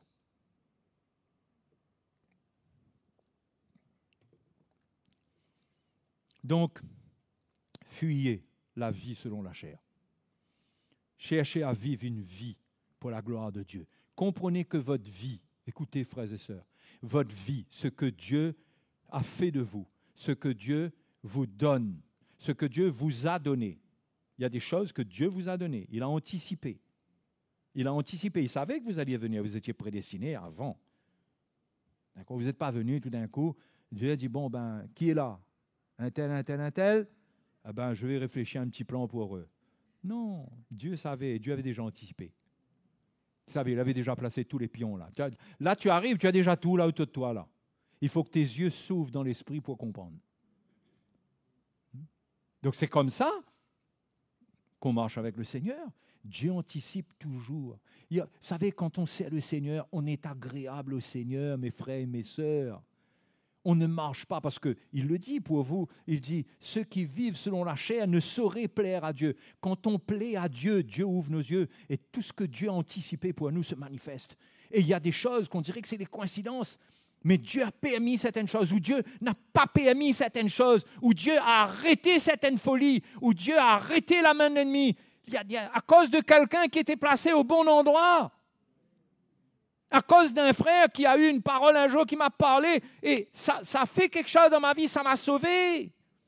Il y a toujours quelque chose de Dieu pour ceux qui sont sincères, qui aiment Dieu. Ceux qui aiment Dieu sont sincères avec lui. Il y a beaucoup de choses qui peuvent se passer. Dieu anticipe toujours. Vous croyez ça, vous? Vous croyez pas? Vous croyez pas ça? Mais si vous vivez selon la chair, vous mourrez. Parce que la chair ne peut pas hériter ces choses-là. Donc vous vous retrouvez dans votre souffrance, dans votre problème, tout seul. Vous êtes dans le désert. Vous voyez? Mais si vous prenez votre croix et vous comprenez et vous vous soumettez au Seigneur, alors Dieu ouvrira vos yeux et Dieu permettra que les bénédictions spirituelles se manifestent dans votre vie. Les choses viennent, les choses se passent. Et vous comprenez que la main de Dieu est sur vous et vous glorifiez Dieu. Moi, il y a des choses que je sais que la main de Dieu a été sur moi dans certaines périodes où j'étais en danger. J'aurais pu me perdre. J'aurais pu. Mais la main de Dieu n'a pas permis. N'a pas permis. Le Seigneur m'a arrêté. Un jour, j'ai failli quitter complètement CTMI et tout. Il y a très longtemps de cela. C'est juste pour vous rassurer que ça ne s'est pas passé hier. Ça fait quand même plusieurs décennies que, pour moi, c'est très, très clair. Mais quand on a commencé, j'ai failli partir. Mais c'est incroyable comment le Seigneur a arrêté, a fermé la porte. Je suis allé voir quelqu'un, il n'était pas là. Les affaires n'ont pas tourné du tout. J'étais découragé. Il n'a pas permis que je reprenne contact avec mon passé. Il a fermé les portes. Parce qu'au-dedans de moi, il y avait une souffrance. Mais je voulais servir le Seigneur. Je vous dis, je le voulais. J'aime le Seigneur. La Bible dit, ceux qui aiment Dieu. Ben oui, on va dire, oui, c'est que la grâce, c'est vrai. C'est vrai, tout est grâce, c'est vrai, mais la Bible dit, toute chose concourt au bien de ceux. Aimer Dieu, ça compte. Maintenant, on peut continuer à jouer avec l'œuf et la poule. Dire, ouais, mais si tu aimes Dieu, c'est par la grâce de Dieu. Vous savez, moi j'aime pas trop sombrer dans ces trucs qui tournent comme ça. Je regarde ce que la Bible dit, avec simplicité, je crois qu'il faut l'accepter. Il y a des gens qui aiment Dieu. Dieu sait qu'ils aiment Dieu. Et toute chose concourt à ceux qui aiment Dieu. Simple. Si vous aimez le Seigneur, vous allez vous garder pour le Seigneur et vous aurez des moments difficiles et parfois vous ne saurez pas quoi faire, mais le Seigneur sera avec vous. Hein? Mais si vous n'êtes pas droit avec Dieu et vous êtes un chrétien, que vous avez votre plan, vous avez votre manière, vous refusez de vous humilier et le Seigneur vous parle, le Seigneur vous reprend, mais vous continuez, vous vous entêtez et vous continuez. Vous savez ce point, ce bout sur lequel vous vous entêtez, vous vous obstinez là, ce bout-là risque de vous perdre parce que c'est l'affection de la chair. C'est l'affection de la chair. Et cette chair vous trompera et vous fera entrer, vous fera quitter le chemin. Ce n'est pas la volonté de Dieu. Dieu vous aime. Il veut que vous ayez peur. Mais vous avez une obéissance à manifester. Hein? C'est important. C'est pourquoi vivre selon l'esprit, c'est une obéissance. On vit soit selon la chair, soit selon l'esprit. C'est une obéissance. C'est pas de dire, ah ben, ce qui doit être pour moi, ben c'est ça même. Ah bon? Hein? Ça même. C'est pas à moi de décider. Moi, je suis là, et puis le Seigneur décide. Non, tu es éclairé, tu dois décider, mon frère. Tu dois décider. Tu ne peux pas échapper à ça. Tu dois décider. Dieu veut que tu décides. Tu veux pas. Comprenez-là? Tu es tenté, tu es faible. Eh bien, ce que Dieu a dit à Caïn, là, c'est valable pour toi. Domine sur lui. Et l'Esprit de Dieu est en toi. Domine le péché, se couche à la porte. Domine sur lui. Ne le laisse pas. Il y a une grâce pour nous aujourd'hui de dominer sur lui. Nous sommes plus que vainqueurs. Ça ne veut pas dire que jamais on tombe, mais on ne peut pas avoir une attitude de compromission vers le mal. On peut avoir une faiblesse, mais pas une attitude qui compromet d'office. C'est-à-dire, on est d'accord avec certaines choses. On n'est pas d'accord avec la parole de Dieu, donc on est d'accord avec le contraire. Vous savez, quand vous n'êtes pas d'accord avec l'Évangile, ça veut dire que vous êtes d'accord avec le contraire de l'Évangile. Vous ne pouvez pas. Non, mais... vous ne pouvez pas ne pas être d'accord avec l'Évangile, mais en même temps, c'est quoi ça? Vous êtes d'accord avec votre chair. Si vous êtes d'accord avec l'Évangile, vous n'êtes pas d'accord avec ce qui est contraire à l'Évangile. Si vous n'êtes pas d'accord avec l'Évangile, vous êtes d'accord avec votre chair, avec ce qui est contraire à l'Évangile. C'est clair ça? Essayez pas de jouer le gars qui... Ouais, moi, je tue personne, moi c'est... moi, je suis entre les deux. Non, mon frère, non. Il faut te positionner. Tu dois avoir une vie d'obéissance à la parole de Dieu et au Seigneur. Si tu n'obéis pas au Seigneur, tu es en train d'obéir au plan de l'ennemi. On va dire, quoi? Non, quand même pas. Quand même pas. Mais tu obéis à qui alors? Tu es sous quelle influence? Si tu ne fais pas la volonté de Dieu, tu fais la volonté de qui? Tu fais ta propre volonté? Mais ta propre volonté, c'est quoi ça? C'est la chair, c'est Adam. C'est dans le camp de l'ennemi, ça. Il faut de l'obéissance. Il faut choisir de marcher non selon la chair. Dire, Seigneur, révèle-moi ta parole, ta volonté. Et je vous dis que ce plan, il faut qu'il soit dans notre esprit et on comprenne que Dieu veut travailler notre vie. Et là, on a besoin de soutien, on a besoin d'encouragement. C'est là que je vous ai parlé hier soir, on a besoin de prophétie, on a besoin d'entendre le cœur de Dieu. On a besoin qu'il y a des choses qui viennent par le Saint-Esprit, pas par la chair de l'homme. Pas quelqu'un là qui a un petit bout de papier, écrit 2 paroles dessus, il lit bien là avant de venir. Il a des choses de l'esprit. Son cœur est pur. Il marche sur ce chemin. Dieu l'utilise. Dieu l'utilise. Et il bénit les autres. Là, on a besoin de ça. Parce que la prophétie exhorte, console.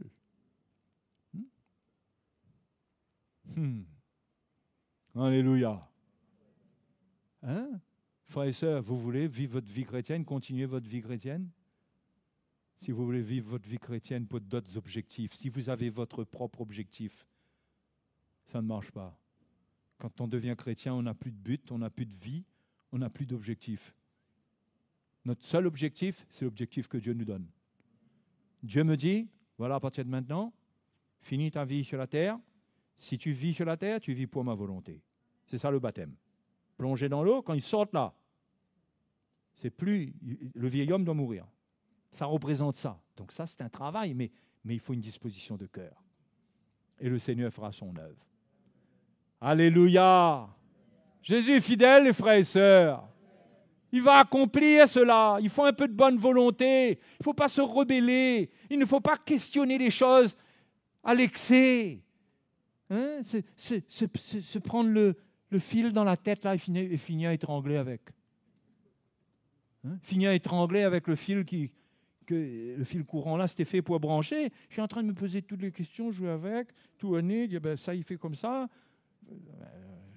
C'est une drôle d'image, mais finalement, on finit par être étranglé par un câble d'électricité. Personne ne comprend même pas pourquoi on est mort. C'était simple, il fallait brancher, fini. Si ça ne marche pas, change, fini. Regarde, on joue avec, on essaye. Il faut rester simple dans la vie chrétienne, obéir au Seigneur. Obéissez à ce plan. Amen. Gâtez pas votre cœur, c'est ça le problème. Gâtez pas votre cœur. Des choses que vous ne comprenez pas. Ben, il y a beaucoup de choses qu'on ne comprend pas. Vous croyez que nous, on comprend tout? C'est comme ça la vie chrétienne. Et l'amour grandit au milieu de nous. Alléluia. C'est ça la vie chrétienne.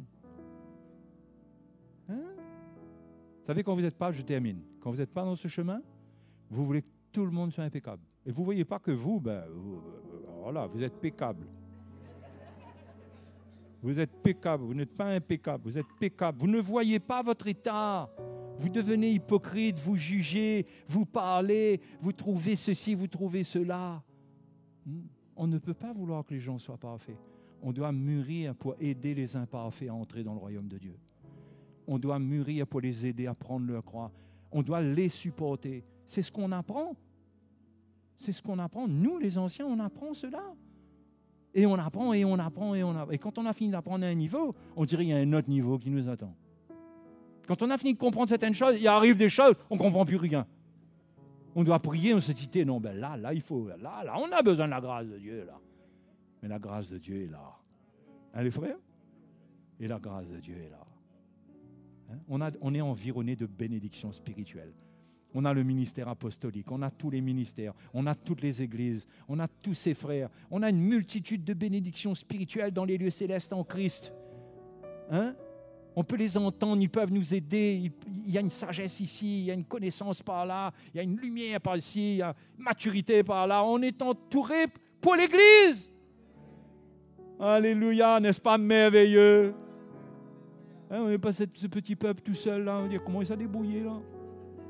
Là, Dieu, là, commence à débrouiller. Amen. Levons-nous. Cherchons le Seigneur. Vous n'êtes pas reconnaissant au Seigneur pour cette église? Hein? Je vous dis, est-ce que vous n'êtes pas reconnaissant pour cette église?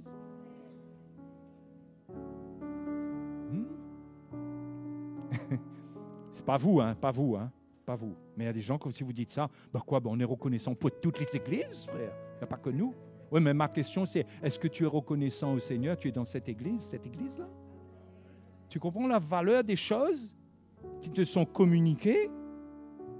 Tu comprends que c'est une grâce? Hein? Si tu connais les frères, si tu connais le frère Jocelyn, tu dois savoir que naturellement, jamais ces choses-là seraient venues. Jamais. Tu dois savoir. Dieu nous fait grâce. Pareil pour tous les frères, tout ce que nous sommes. Dieu nous fait grâce d'être dans le même esprit. Dieu nous fait grâce. Il y a des petits défauts, mais Dieu nous fait grâce. Quelle grâce. On sent la main de Dieu. Dieu nous tient. Quelle grâce d'être dans une maison qui n'est pas une maison de discorde, où les fils ne se tirent pas dans les pieds, mais une maison où l'on s'unit, où l'on s'aime, où l'on se respecte avec nos défauts, avec ce qu'il faut régler. Mais on est ensemble. Et le peuple de Dieu est sécurisé dans l'esprit. Hein? J'espère que vos yeux s'ouvriront pour voir cela et pour comprendre cela. Le trésor que Dieu vous donne. Hein? Oui, cette unité, ce travail-là, entre les bergers. C'est pas de nous, ça. Moi, si j'en parle parce que j'en fais partie, c'est pas pour me glorifier ou pour élever les frères, mais c'est l'œuvre de Dieu. Et c'est pour qui, ça? C'est pour qui, ça? Hein? Eh bien, vous savez, ça, nous formons votre piscine de Bethesda, nous. Venez baigner dedans. Sautez dedans pour être guéri. Sautez dedans. Nous formons cette piscine de bénédiction. Ne rejetez personne. Il y a quelque chose de Dieu pour vous dedans. Alléluia. Alléluia. Le Seigneur est grand. Je veux le remercier ce soir. Son amour pour nous. Son amour pour nous. Des hommes et des femmes faibles, mais qu'il a délivrés du péché. Mais qu'il appelle à devenir, selon sa ressemblance, la ressemblance de Jésus. Oh, je suis reconnaissant. Merci Seigneur. Je ne mérite rien. Je ne mérite rien, absolument rien. Tu m'as tout donné, Seigneur. Tu m'as donné des frères, tu m'as donné des frères et sœurs. Au milieu de l'Église, il y a de l'amour, il y a du soutien, il y a tout ce qu'il faut pour que je grandisse, Seigneur. Merci. Merci. Dans cette équipe apostolique, avec tous ces frères, Seigneur, oh, tu nous as bénis. Nous sommes enrichis de toutes sortes de bénédictions spirituelles dans les lieux célestes en Christ. Alléluia. Nous te bénissons. Nous te bénissons. Alléluia, alléluia. Oh, gloire à Jésus. Gloire à Jésus. Gloire, gloire à son nom. Oh, gloire à son nom. Alléluia. C'est pourquoi, frères et sœurs, pardonnons-nous les uns les autres. Pardonnons-nous, relâchons les choses, ne laissons pas l'iniquité, le péché venir entre nous, empêcher le travail de l'esprit. Pardonnons, repentons-nous, relâchons les choses, formons ce peuple uni devant la face de notre Dieu. Alléluia. Oh, merci Seigneur. Merci Seigneur. Il est puissant, oui, tout puissant, pour accomplir sa volonté dans ma vie. Il est puissant, oui, tout puissant, pour me décharger de tous mes soucis. Oh oui. Il est puissant, oui, tout puissant,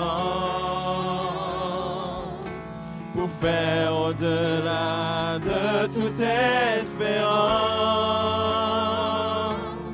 Il est puissant, oui, tout puissant, pour me transformer à son image. Il est puissant, le Seigneur. Il est puissant, oui, tout puissant, pour accomplir sa volonté dans ma vie. Il est puissant, oui, tout puissant,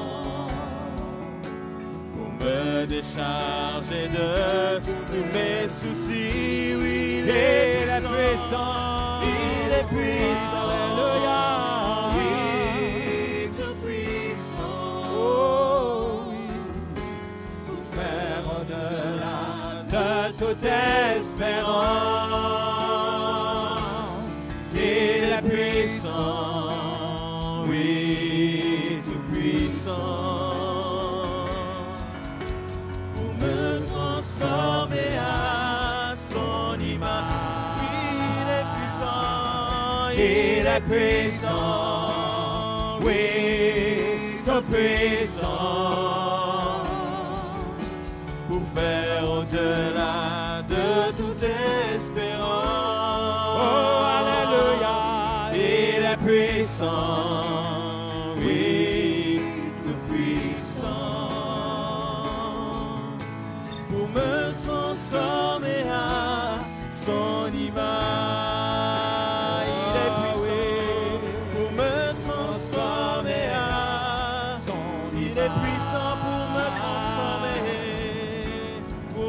Transformer à son image.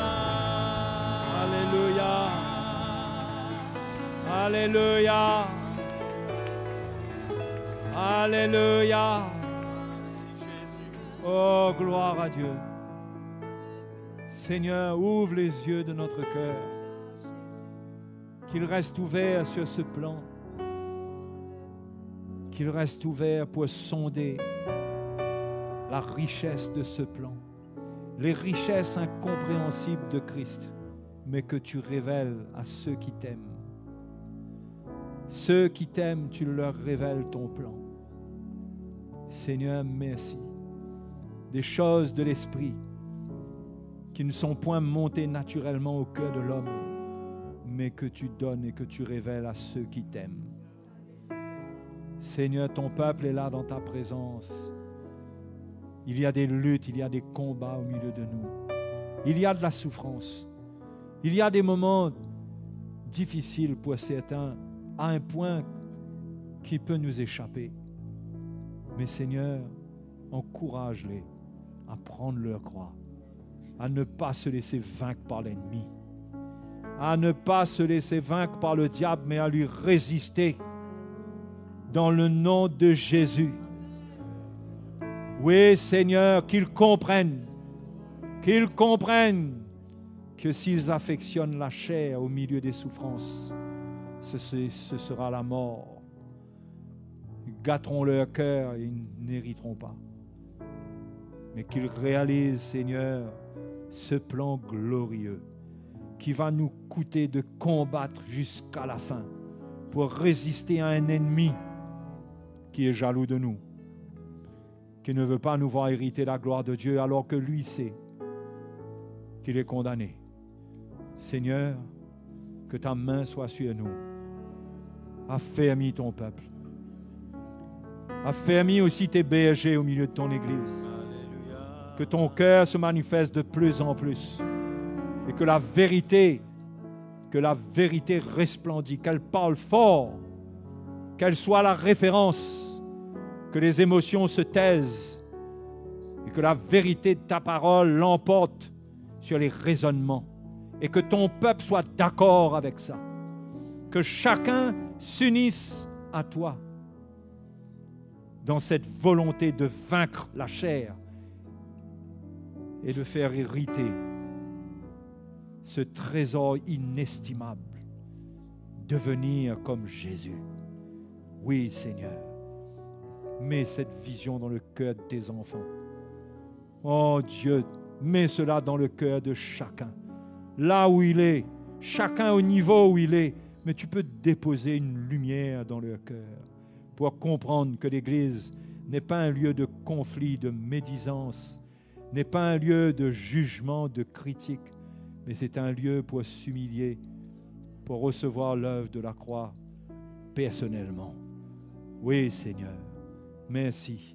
Merci de travailler dans la vie des frères et des sœurs au milieu de nous. Alléluia. Et que celui qui se sent faible dans ces épreuves, qu'il soit fortifié.